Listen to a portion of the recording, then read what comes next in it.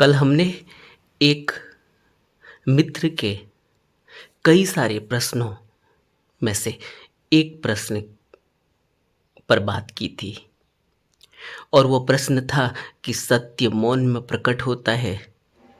सत्य को शब्दों में अभिव्यक्त नहीं किया जा सकता, तो महापुरुषों ने जिस सत्य को कहा, क्या वो सत्य नहीं है? क्योंकि वह तो शब्दों में कहा गया और सत्य को तो शब्दों में प्रकट किया ही नहीं जा सकता। तो फिर बुद्धों ने सत्य को शब्दों में कैसे कहा? इसी तरह के इनके कई प्रश्न थे और इसको हमने वीडियो के टाइटल में एक खोजी के प्रश्न टाइटल बनाकर बात की थी और मैंने कहा था कि इनके प्रश्नों पर कई सारे और वीडियो बनेंगे। आज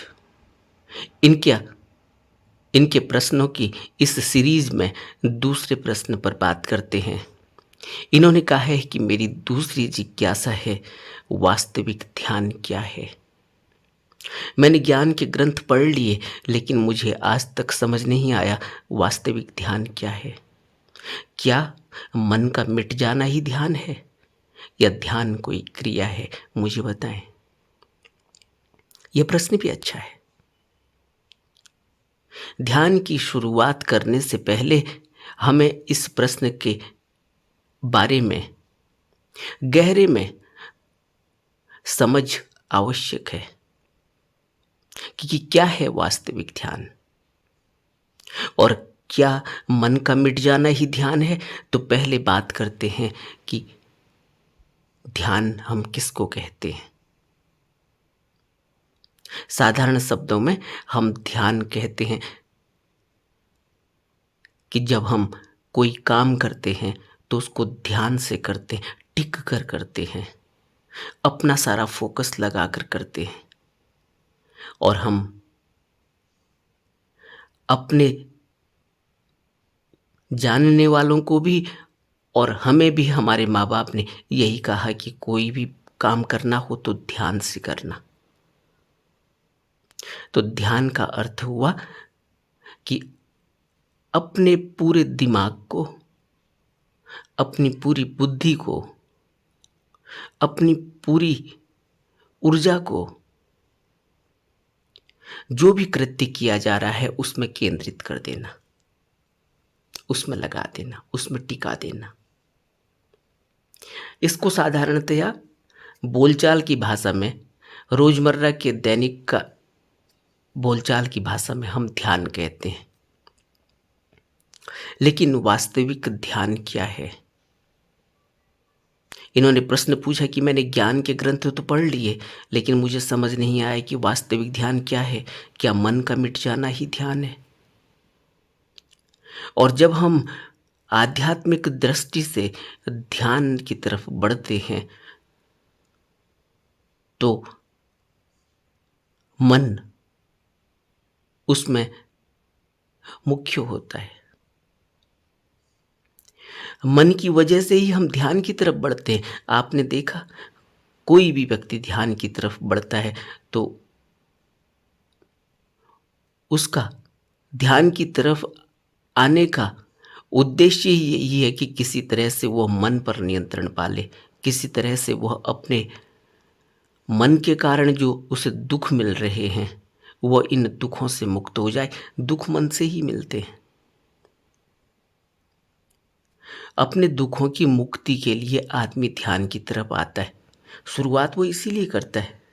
बहुत थोड़े लोग जमीन पर हैं जो ध्यान की तरफ बढ़ते हैं बुद्धि की तरह,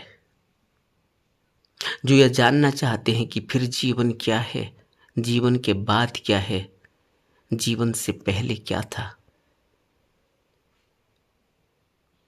कौन हूं, क्यों हूं, कहां से आया हूं और कहां को जाना है।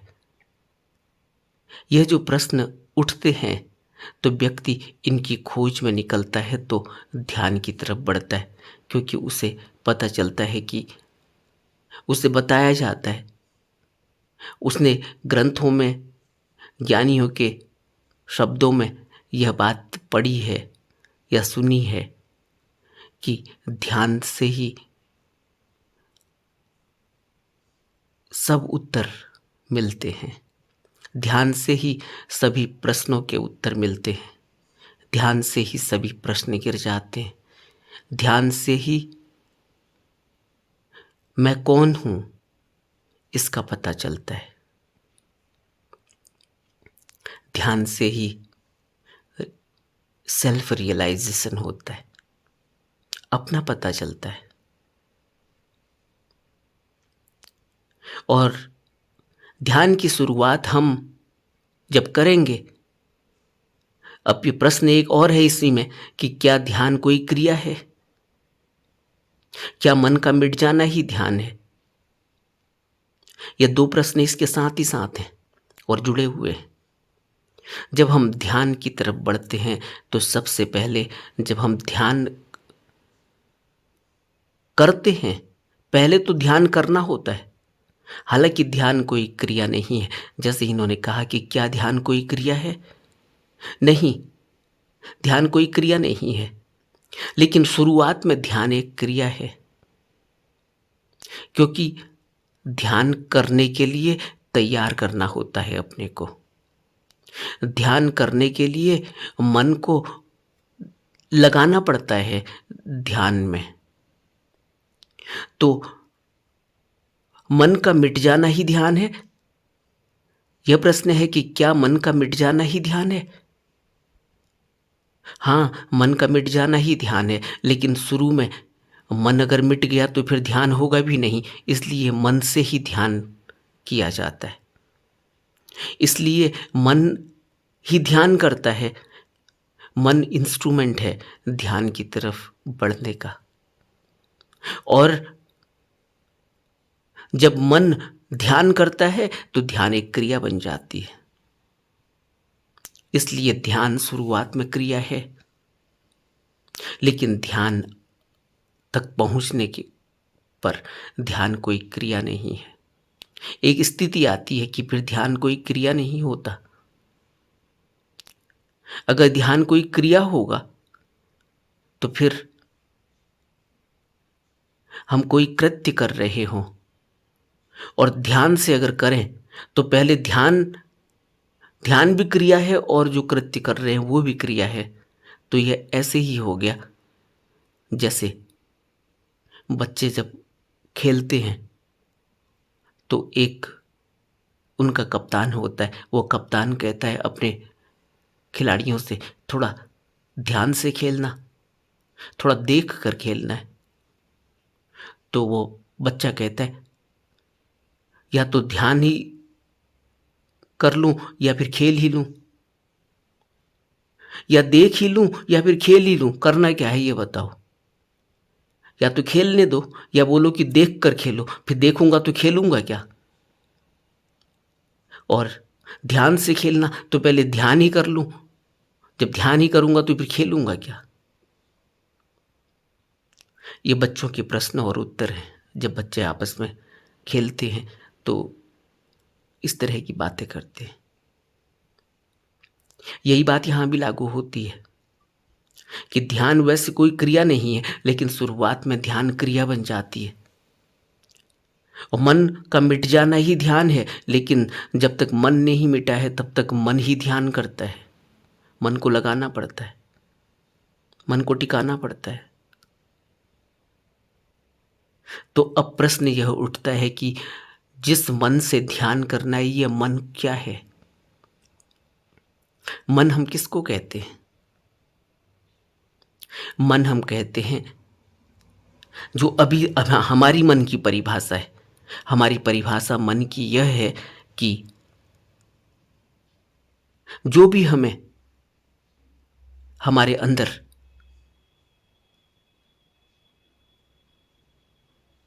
तृष्णा है, वासना है, कामना है, जो कुछ भी हमने अब तक जाना है, जो कुछ भी हमारे संस्कार हैं, जो कुछ भी हमारी यादाश्त हैं, हमारी मेमोरी है, जो कुछ भी हमने अब तक देखा है, वह जहाँ स्टोर है,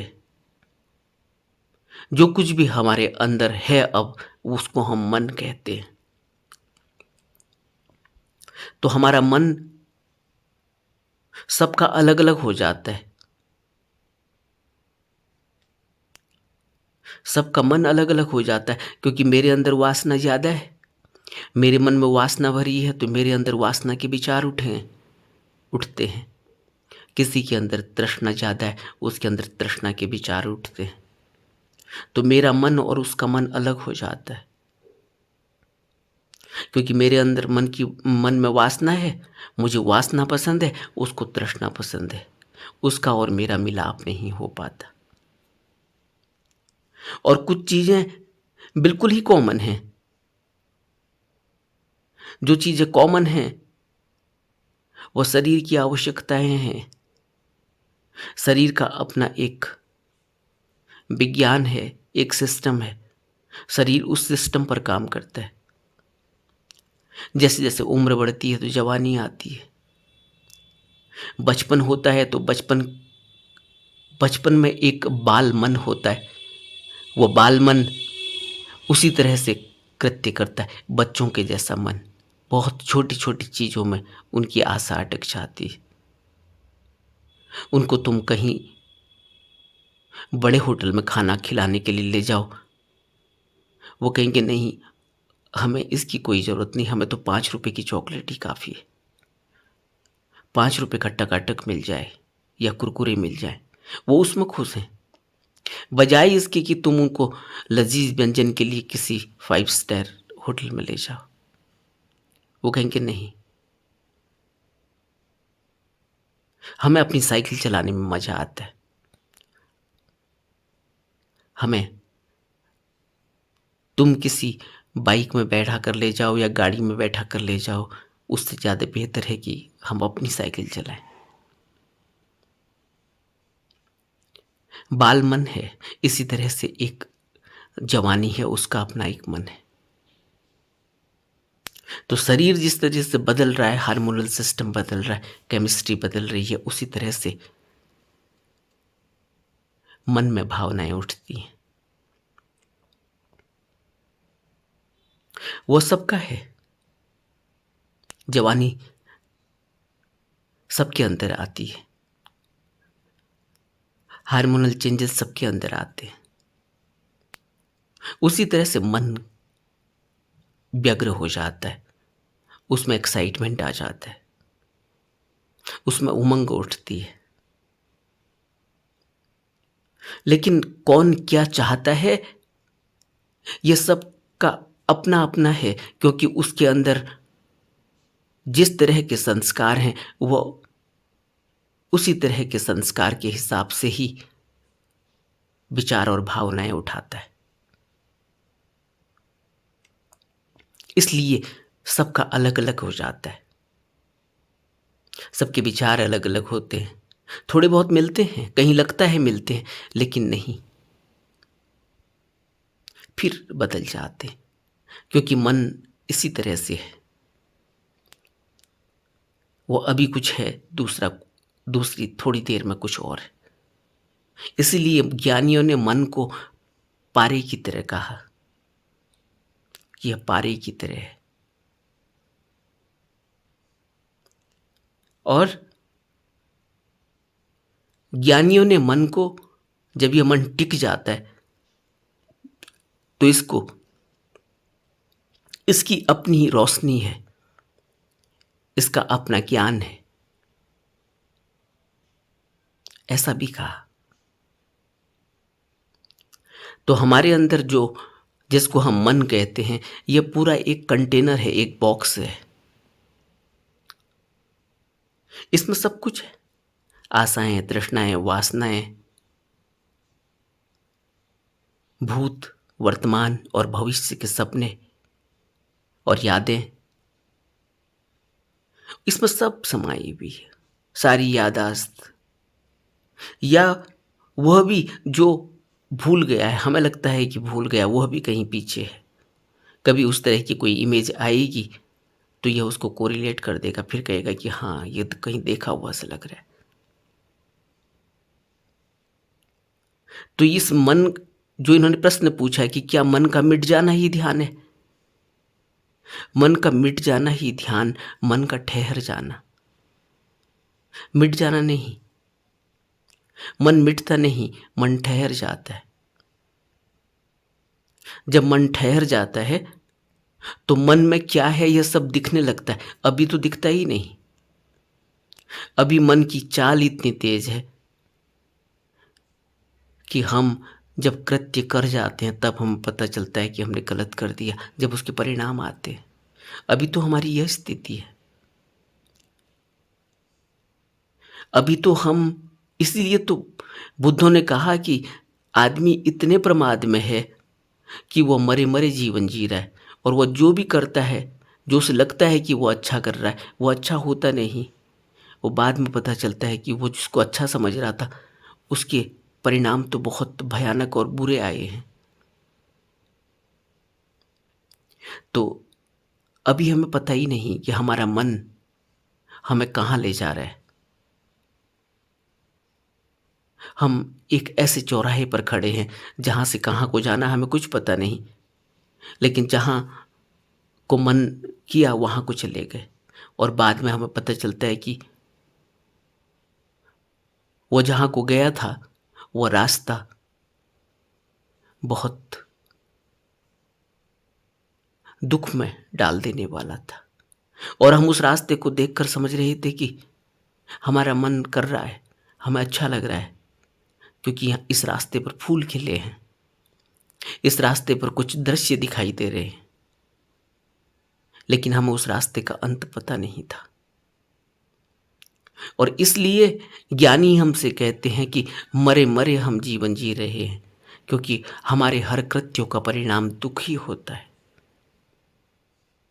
इसलिए मन का टिक जाना, ठहर जाना, ताकि हमें मन के अंदर जो कुछ चल रहा है वो कृत्य से पहले दिखाई दे, जो विचार उठ रहा है वो हमें दिखाई दे, हम उस पर मनन कर सकें, चिंतन कर सकें। और ये दिखाई देना जो है, इसको बुद्धों ने कहा कि प्रज्ञा या विवेक। अभी दिखता नहीं है, इसलिए कोई विवेक या प्रज्ञा जैसी बात ही नहीं है, क्योंकि विवेक और प्रज्ञा में तो हमें उसके परिणाम भी दिखाई देंगे। विवेक और प्रज्ञा में तो चिंतन और मनन पैदा होगा। विवेक और प्रज्ञा में तो वह करने जैसा कृत्य है या नहीं है, वह विचार उठाने जैसा है, उस विचार को ज़्यादा ऊर्जा देनी है या नहीं देनी है, यह पता होता है। यह विवेक से ही होता है, प्रज्ञा से ही होता है। लेकिन अगर विवेक या प्रज्ञा नहीं है,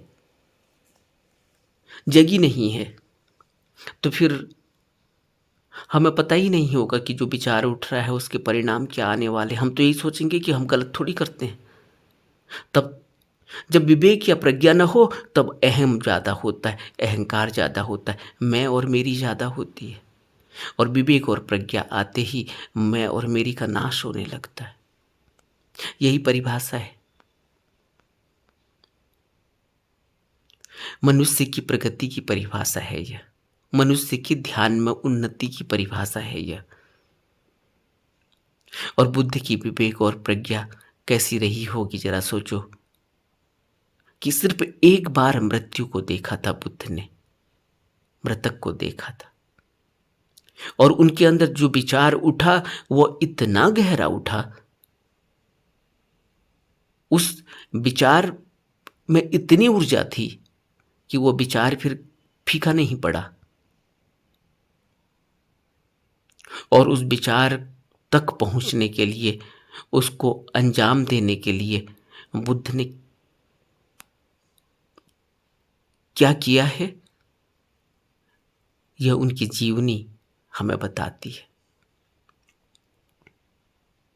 यही फर्क है सिद्धार्थ गौतम में और हम में, यही फर्क है। सिद्धार्थ गौतम भी एक साधारण संसारी थे और हम भी एक साधारण संसारी हैं। हम में और सिद्धार्थ गौतम में, साधा संसारी में सिर्फ यह फर्क हो सकता है कि वह एक राजा के पुत्र थे, युवराज थे, और हम एक साधारण मिडिलमैन हो सकते हैं। बाकी और कोई फर्क नहीं है। लेकिन उसके बावजूद भी क्या फर्क है? फर्क है विवेक का। हमारी विवेक की ताकत कितनी खुली है और बुद्धि की विवेक की ताकत कितनी खुली थी। और बुद्ध के पास इतना विवेक, सिद्धार्थ गौतम के पास इतना विवेक होने के बाद, इतना दृढ़ संकल्प लेने के बाद भी वो सीधे गुरु के पास गए। घर से निकलते ही गुरु के पास गए। क्यों? क्योंकि जब विवेक होगा मनुष्य के अंदर तो वह अहंकारी नहीं होगा। वो जमीन पर देखकर चलता है। वह अपने ज्ञान पर अहंकार नहीं करता, वह अपने अज्ञान को दूर करना चाहता है। यही तो परिभाषा है प्रज्ञाशील व्यक्ति में और अप्रज्ञावान में। यही फर्क है और यही प्रज्ञावान की परिभाषा है कि वो अहंकार नहीं करता कि वो ज्ञानी है, वो जानता है। और वो तब तक प्रयास करता है जब तक उसको पूरा ज्ञान नहीं मिलता। और यही बुद्ध के साथ हुआ। बुद्ध ने घर छोड़ा और सीधे आलार कालाम गुरु के पास गए। और गुरु ने जो विधि बताई उसको पूरी तन्मयता के साथ किया। लेकिन हमारा ज्ञान जो हमने पढ़ लिया है ग्रंथों में, उससे ही हम इतने भर जाते हैं क्योंकि विवेक खुला नहीं है।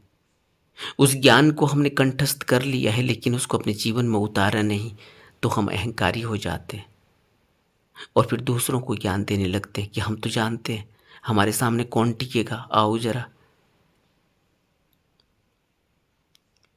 इसलिए सबसे पहले है ध्यान क्रिया। और ध्यान क्रिया जब बनता है तो मन के द्वारा किया जाता है। मन के द्वारा कैसे किया जाता है इसको भी समझो। मन जो भटक रहा है एक विचार से दूसरे विचार में, एक कृत्य से दूसरे कृत्य में, एक दृश्य से दूसरे दृश्य में, एक भोग से दूसरे भोग में, मन क्या करता है? मन हमें हमारी इंद्रियों के जरिए रस लेता है। कभी वासना में रस लेता है, कभी दृश्यों में रस लेता है, कभी मन की रस लेने के लिए मन के पास इस शरीर में 5 इंद्रियां हैं। छठा मन स्वयं और इन 5 इंद्रियों से रस लेता है। और इस मन को जब हम ध्यान करते हैं मतलब ध्यान कोई क्रिया बनाते हैं और मन से करते हैं तो मन को ध्यान में लगाते हैं, मन से करवाते हैं। ये करवाने वाला कौन है? यह भी एक विचार ही है अभी कि मुझे ध्यान करना है, तभी तो क्रिया है। लेकिन मन को लगाने में फिर हम क्या करते हैं? किसी मंत्र का सहारा लेते हैं, सांस को आते जाते हुए देखने का सहारा लेते हैं, यानी मन से कृत्य करते हैं, क्रिया करते हैं, मन को एक जगह टिकाते हैं। ये जो टिकाने की क्रिया है इसको हम ध्यान कहते हैं। इससे क्या होता है? इससे जो मन चारों तरफ दौड़ रहा होता है इंद्रियों के भोगों के लिए, नए नए रस लेने के लिए, क्योंकि मन का स्वभाव है कि वो एक जगह टिकता नहीं। मन का स्वभाव है रस लेना, और यह तब तक बाहर इंद्रियों से रस लेता है जब तक इसे स्वयं में रस ना आने लगे। इसके स्वयं में भी रस है, लेकिन स्वयं का रस इसको पता नहीं अभी, क्योंकि यह बाहर आ गया है, इंद्रियों में रस ले रहा है। आंखों से कोई दृश्य दिखाई देता है तो मन उस दृश्य को अगर उसमें रस लेने लगा तो फिर वो दृश्य चाहिए, चाहे वो कोई वस्तु हो, चाहे वो कोई व्यक्ति हो। और अगर उसमें रस नहीं आया तो फिर यह दूसरी जगह देखता है, कानों से सुनता है, वहाँ रस आता है तो वहाँ से रस लेता है, नाक से सूंघता है, वहाँ से रस आता है तो वहाँ जाता है। इसके पास 5 इंद्रियां। छठा, मन में उठ रहे विचार, भावनाएं, यादाश्त, संस्कार, यह सब एक बहुत बड़ा कंटेनर है मन। तो जब हम इसको ध्यान के क्रिया में लगाते हैं तो इसको एक जगह रोकते हैं, चाहे मंत्र के सहारे रोकें, चाहे इसको कहीं सांसों में टिका कर रोकें। इसलिए बुद्धों ने वक्त के हिसाब से अलग अलग विधि दी हैं। कभी गुरु ने मंत्र दिया, बुद्ध ने कहा तुम किसी मंत्र को छोड़ो, तुम सिर्फ अपनी आती जाती सांस को देखो। लेकिन आज तो आती जाती सांस को देखना और भी मुश्किल है, क्योंकि मनुष्य का मन इतना विचलित हो चुका है, इतना हिल चुका है, इतना वाइब्रेशन उसमें आ चुकी है। सोशल मीडिया में कितनी वाइब्रेशन है, से कितनी वाइब्रेशन उसको पैदा हुई है, आप देख सकते हैं। आज कुछ रिसर्चें ये बताती हैं कि 5 सेकंड से 7 सेकंड भी मन कहीं टिकता नहीं। इसी वजह से रील्स को देखते देखते वह किस तरह से स्क्रॉल करता है, किस तरह से वह अपनी अंगुली से स्वाइप करते चला जाता है। 5-7 सेकंड से ज़्यादा नहीं टिकता। मन किस तरह से कितना तेज हो गया, कितनी तेज गति से चल रहा है, यह आप संसार में किसी भी फॉर्मेट में देखें, आप स्पोर्ट्स में देखें, कितना तेज हो गया। पहले 5 दिन का क्रिकेट मैच होता था, फिर 1 दिन का क्रिकेट मैच होता था, अब कुछ घंटों का होने लगा है और शॉर्ट होता चला जाता है। पहले लोग 3 घंटे की पिक्चर देखते थे, अब और शॉर्ट हो गया है। पहले लोग प्रवचन सुनते थे, लंबे लंबे डिस्कोर्सेस सुनते थे, अब शॉर्ट्स देखते हैं और छोटा होता चला जाएगा, सेकंडों में आता चला जाएगा।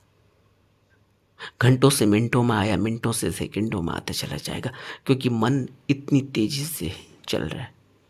पहले यात्रा कई दिनों की होती थी, अब कुछ घंटों में ही हम एक देश से दूसरे देश में पहुंच जाते। टेक्नोलॉजी जैसे जैसे बढ़ी है, जैसे जैसे चाल तेज हुई है, उसी तरह से मन भी तेज हो गया। आज अगर हम मन को सोचे कि हम मन को रोक लेंगे, यह बहुत मुश्किल का काम है। तो आज कौन सी विधि कारगर है, ये बुद्ध के अलावा कोई नहीं जानता, जो आज का बुद्ध है।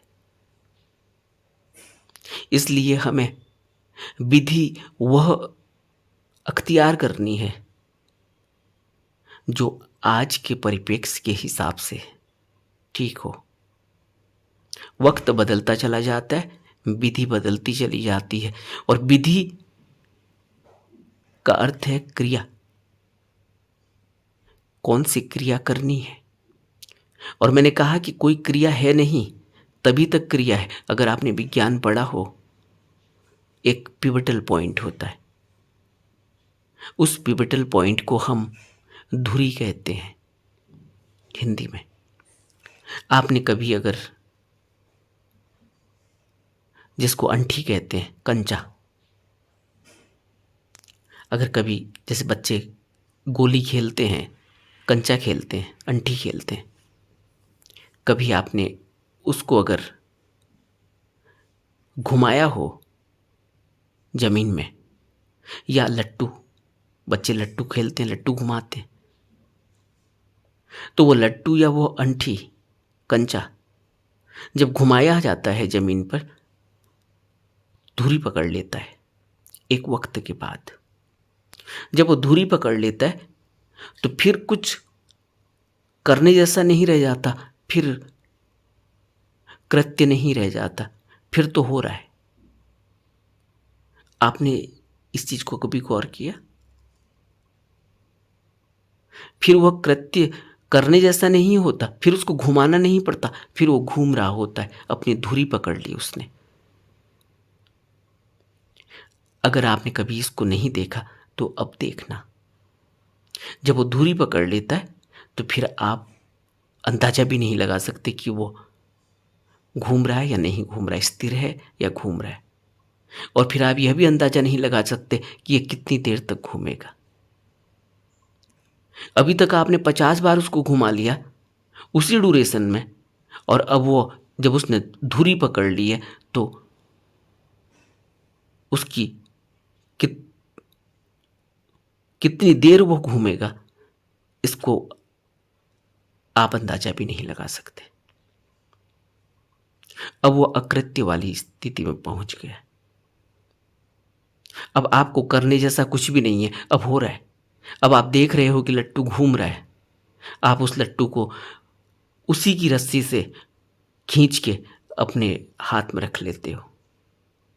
और जो कलाकार हैं जिन्होंने उसमें महारत हासिल कर ली है, वह तो उसको अपने माथे में भी पकड़ कर रख देते हैं, वहां भी घूमता है। फिर वो उसने धुरी पकड़ ली। यह कोई नई बात नहीं है, मैं कुछ नया नहीं कह रहा हूं, यह तो गली मोहल्लों में बच्चे करते हैं, छोटे छोटे बच्चे करते हैं। इसी तरह से ध्यान होता है। जब तक हमारा ध्यान बाहर है, मन बाहर है, वह रसों का भोग कर रहा है, तब तक ध्यान नहीं टिकता। इसलिए ज्ञानियों ने मन को टिकाने के लिए तरह तरह की विधियां बताई, तरह तरह की क्रियाएं बताई, तब ध्यान क्रिया बनता है। लेकिन जब पिवटल पॉइंट में आ जाता है, जब मन टिक जाता है, जब मन टिक जाता है तो अपने अंतरतम की तरफ बढ़ता है। जब मन टिक जाता है तो फिर वो बाहर इंद्रियों की तरफ नहीं बढ़ता, फिर वो टिक गया अगर तो फिर वो अपने अंतरतम की तरफ बढ़ता है, फिर वो अपने अंदर देखता है। और जब वो अपने अंदर देखता है तब उसे अपने संस्कार दिखाई देते हैं, तब उसे अपना ज्ञान दिखाई देता है, तब उसे अपनी वासनाएं, कामनाएं, इच्छाएं, तृष्णाएं, लोभ, मोह, क्रोध, ईर्ष्या, जलन सब दिखाई देती है। और रहस्य यही है कि जैसे ही वो दिखाई देती है वैसे ही वो धुंधली हो जाती है, और मनुष्य ध्यान के बाद बिल्कुल ही स्वच्छ और साफ होता चला जाता है। इसीलिए तो बुद्ध जब घर से गए थे तब वो ऐसे नहीं थे, लेकिन जब बुद्ध का ध्यान घटा, जब मन टिका, जब मन ने अंतरतम की यात्रा की, तो बुद्ध जो गए थे वो नहीं थे। जब लौट कर आए हैं तो गए तो सिद्धार्थ गौतम थे, जब लौट कर आए हैं तो गौतम बुद्ध आए हैं। फर्क क्या था? फर्क यही था जो आज हम बुद्ध की शिक्षाओं में देख रहे हैं। यह सिद्धार्थ गौतम की शिक्षा नहीं है, यह बुद्ध की शिक्षा है, गौतम बुद्ध की शिक्षा। जिसने अपने को अंदर देखा है, जाना है, अपने संस्कारों को धूमिल किया है, अपनी वासना, कामना, इच्छा, तृष्णा, लोभ, मोह को देखा है, उसको साफ किया है। ऐसा नहीं है कि अब गौतम बुद्ध के पास कोई मन नहीं है। अब गौतम बुद्ध के पास जो मन है वो बिल्कुल ही स्वच्छ स्फटिक है, चमकता हुआ है। और हमारे पास कौन सा मन है?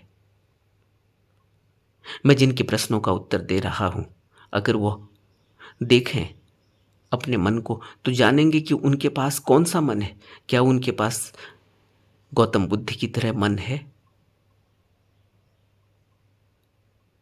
क्या वह अपने में और गौतम बुद्ध में कोई फर्क देख रहे हैं?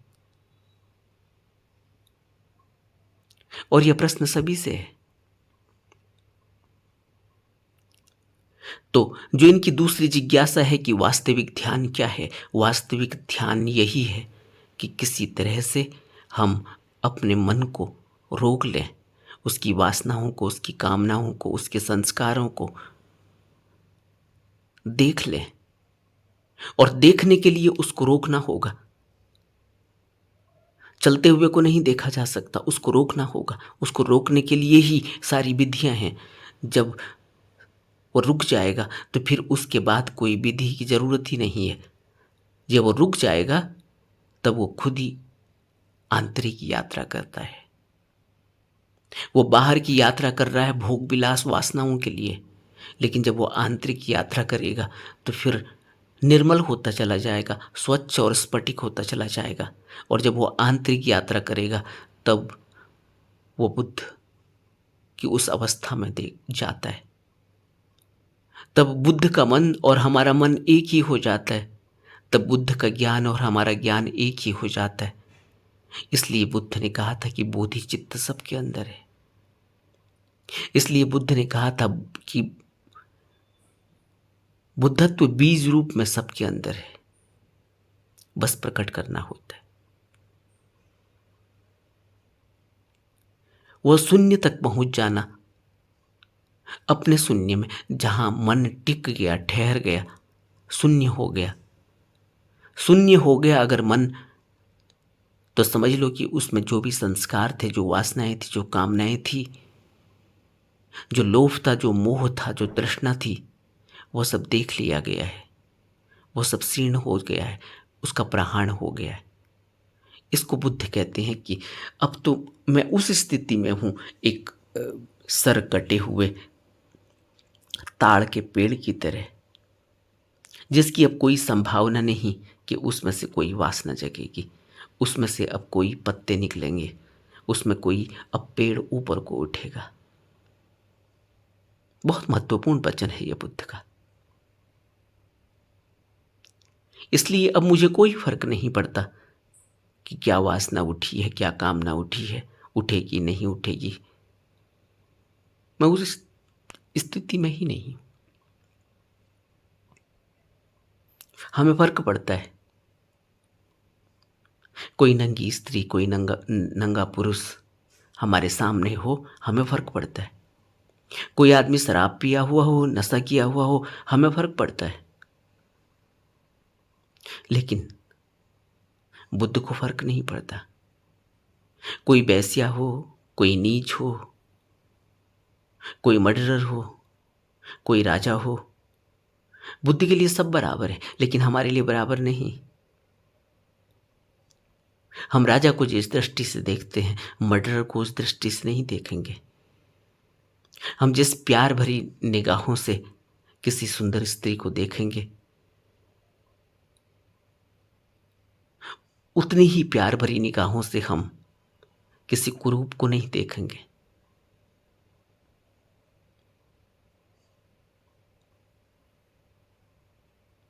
लेकिन बुद्ध की दृष्टि सम है, और यह सम दृष्टि पैदा होती है ध्यान से।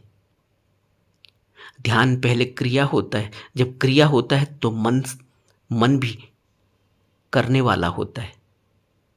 जब मन टिकता है, ठहर जाता है, तो ध्यान अक्रिय हो जाता है। फिर आंतरिक यात्रा स्वतः ही ऐसे ही होती है जैसे धुरी मिल जाती है, और फिर धुरी के सहारे सब चलता है। तो वास्तविक ध्यान यह नहीं समझना चाहिए कि बुद्ध ने कोई और विधि दी, नानक ने कोई और विधि दी, क्राइस्ट ने कोई और विधि दी, कबीर ने कोई और विधि दी। तो यह अलग अलग विधियां जो दी गई हैं बुद्धों के द्वारा, क्या यह बुद्धों ने अलग अलग बात कही है?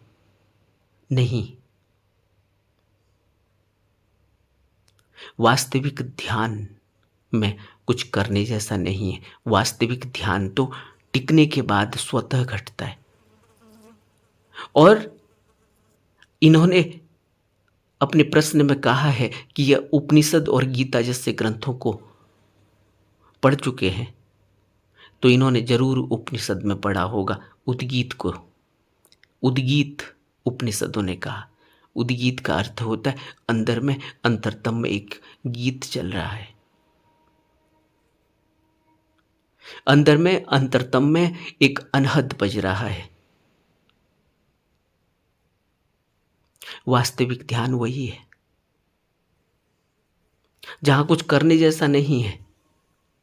वह अक्रिय अवस्था है जहां उसमें मिट जाना है, उसमें लवलीन हो जाना है, उसमें अपने को रचा लेना, बसा लेना है, जो हो ही रहा है। इसको ज़ेन में ज़ेन फकीरों ने एक हाथ की ताली कहा कि एक हाथ से ताली बज रही है, यानी एक ऐसा अस्तित्व में संगीत चल रहा है। अस्तित्व में एक ऐसी रोशनी है जो अपने से हो रही है, वहां कोई सूर्य नहीं। और बुद्ध ने भी कहा एक ऐसा आयतन है जहां सूर्य कभी अस्त नहीं होता। बुद्ध उसे इस तरह से बताने की कोशिश कर रहे हैं, जहां सूर्य कभी अस्त नहीं होता, जहां सब कुछ सदा के लिए वैसा ही रहता है, कभी मिटता नहीं। बुद्ध ने उस आयतन की बात की, उस अकृत अवस्था की बात की। बुद्ध वचन अगर पढ़ेंगे तो बुद्ध वचन में आपको वह मिलेगा। और उपनिषद में तो उसको अनहद कहा ही है कि उस रोशनी, उस आवाज और उस प्रकाश के सहारे हम अपनी यात्रा करते, आध्यात्मिक यात्रा। वह वास्तविक ध्यान है। तो जितनी भी हम क्रियाएं कर रहे हैं, यह उस स्थिति तक पहुंचने के लिए हैं जहां पर हमें वह पिवटल पॉइंट मिल जाए, जहां पर हमें वह धुरी मिल जाए। वहीं तक यह अलग अलग विधियां अलग अलग मालूम पड़ती हैं, वहां के बाद कोई विधि अलग नहीं है। इसी को बुद्ध ने कहा कि तुम अब अपने दीपक बनो। बुद्ध के अंतिम समय में आनंद ने प्रश्न पूछा था कि अब आप छोड़कर जा रहे हैं, तो क्या अब हमें किसी और गुरु की शरण लेनी होगी, गुरु खोजना होगा? तब बुद्ध ने कहा मेरे शिष्य को अब कोई गुरु खोजने की जरूरत नहीं। मेरे शिष्य को, क्योंकि गुरु जब शरीर छोड़ता है तो बुद्ध ने तो पहले ही अपने त्रिकाय के बारे में बताया कि बुद्ध 3 कायों में रहते हैं। जब बुद्ध निर्माण काय को छोड़ते हैं और अपने शिष्यों को फिर संभाल करते हैं संभोग काय में, धर्म काय में, तब बुद्ध ने कहा कि मेरे शिष्यों को अब किसी और गुरु को खोजने की जरूरत नहीं। अत्तो दीपो भव, अब तुम अपने दीपक स्वयं बनो। यानी अंदर उस पिवटल पॉइंट तक पहुंचो, उस धुरी तक पहुंचो जहां के बाद तुम स्वयं यात्रा करोगे, उस प्रकाश के सहारे, उस संगीत के सहारे। बुद्ध यह कहना चाह रहे थे, लेकिन उसका अर्थ यह ले लिया गया कि बुद्ध ने कहा कि तुम अत्तो दीपो भव, तुम अपने दीपक स्वयं बनो, तुम अपने दीपक हो, तुम अपनी यात्रा करो। अब उसको इस तरह से ले लिया गया कि गुरु की क्या जरूरत है, अत्तो दीपो भव कहा है, तो दीपक का पता कहाँ है किसको? रोशनी है अंदर, पता चली रोशनी अंदर, फिर कौन हमें बताएगा उस रोशनी के बारे में? कौन हमें उस रोशनी तक पहुंचाएगा? इसलिए गुरु चाहिए, जो हमें आत्मज्ञान करा दे, आत्मसात करा दे। बस फिर तो यात्रा स्वयं ही करनी है, स्वतः ही होती है। फिर वास्तविक ध्यान घटता है। फिर ध्यान कोई क्रिया नहीं होती, अक्रिया हो जाती है। तो कृत्य जब ध्यान बनता है तो मन उस कृत्य को करता है, यानी मन टिकता है। मन को टिकाने के लिए ध्यान करना होता है, मन को लगाना होता है, मन से करवाना होता है। इसीलिए तो मन को रोकने के लिए ही तो ध्यान करना है। और ध्यान करना क्यों है? शरीर को रोकने के लिए थोड़ी ध्यान करना है, मन को रोकने के लिए ध्यान करना होता है। शुरुआत तो यहीं से करते हैं ना।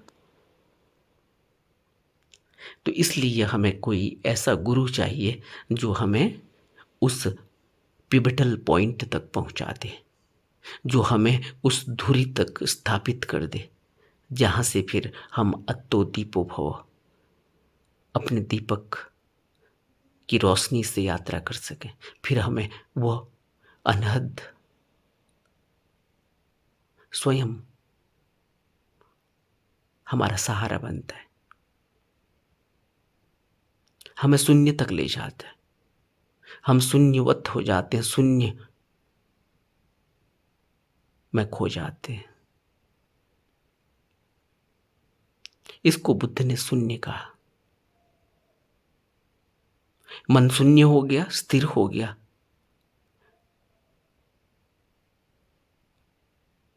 अंतर्मुख हो गया। फिर वो बाहर इंद्रियों में कोई रस नहीं ढूंढता। इसीलिए तो बुद्धों का वासनाओं में कोई रस नहीं होता, क्योंकि बुद्धों का मन किसी वासना में, किसी कामना में, किसी तृष्णा में थोड़ी उलझता है। बुद्ध कोई प्रॉपर्टी थोड़ी बनाते हैं, बुद्ध राजा थोड़ी बनते हैं, बुद्ध कोई रानियों को भोगने के लिए कोई रानियां थोड़ी इकट्ठी करते हैं।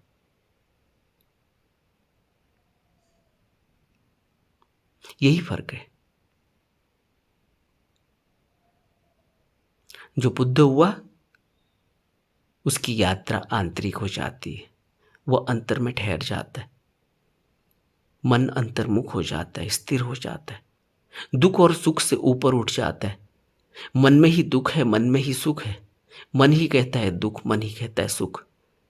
और बड़े मजे की बात यह है कि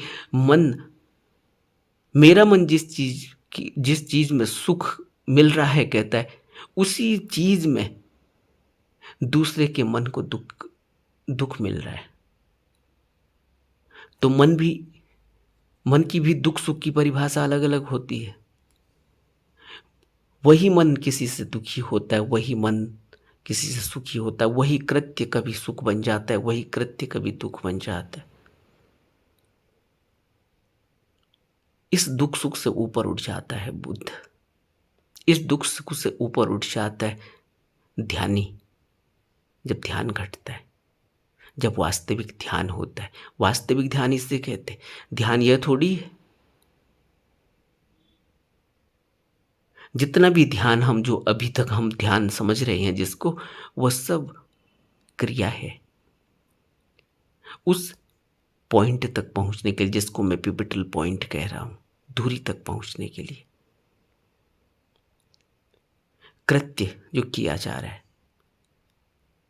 न जाने कितनी ध्यान विधियां हैं, सब ध्यान विधियां मन के द्वारा मन को रोकने के लिए गढ़ी गई है। किसी का मन किसी से रुकता है, किसी का मन किसी पर टिकता है, लेकिन कैसे भी टिके उस पॉइंट पर आ जाए जहां से अत्तो दीपो भव की शुरुआत होती है। वहां तक ध्यान करना है, वहां तक विधि को इस्तेमाल करना है। फिर तो स्वतः चलता है, फिर लट्टू घुमाना नहीं पड़ता। फिर तो लट्टू घूम ही रहा है, उसको उठाओ, उसको हाथ में रख लो, उसको उठाओ, उसको उल्टे हाथ में रख लो, उसको उठाओ, उसको माथे में रख लो, उसको उठाओ, उसको सर पर रख लो, उसको उठाओ फिर जमीन में रख दो। छोटे छोटे बच्चे करते हैं गली मोहल्लों में। इसी तरह से ध्यान होता है। बुद्ध ने ये सब अपने जीवन में किया है। देखा बुद्ध को। बुद्ध अमरपाली से भी उसी तरह से मिलते हैं, उसी तरह से उसके वहाँ भोजन करते हैं, उसको दीक्षा देते हैं, उसको अपना शिष्य बना लेते हैं। और बुद्ध किसी राजा से भी मिलते हैं, उसके वहाँ भी भोजन करते हैं, उसको भी अपना शिष्य बना लेते हैं। बुद्ध अम्रपाली को भी उसी तरह से उपदेश देते हैं, बुद्ध राजा को भी उसी तरह से उपदेश देते हैं। बुद्ध की ध्यान विधि अम्रपाली के लिए भी वही है, बुद्ध की ध्यान विधि राजा के लिए भी वही है, बुद्ध की ध्यान विधि एक अनपढ़ के लिए भी वही है, बुद्ध की ध्यान विधि एक पढ़े लिखे युवराज के लिए भी वही है।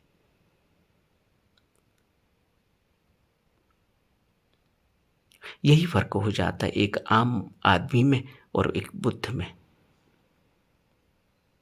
और यह फर्क वह वास्तविक ध्यान का है।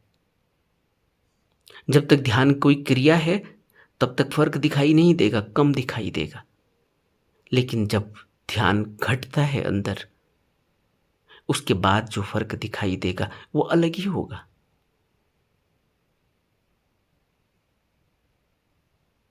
यह इनकी दूसरी जिज्ञासा थी। अब हम इनकी तीसरी जिज्ञासा पर फिर दूसरे वीडियो में बात करेंगे।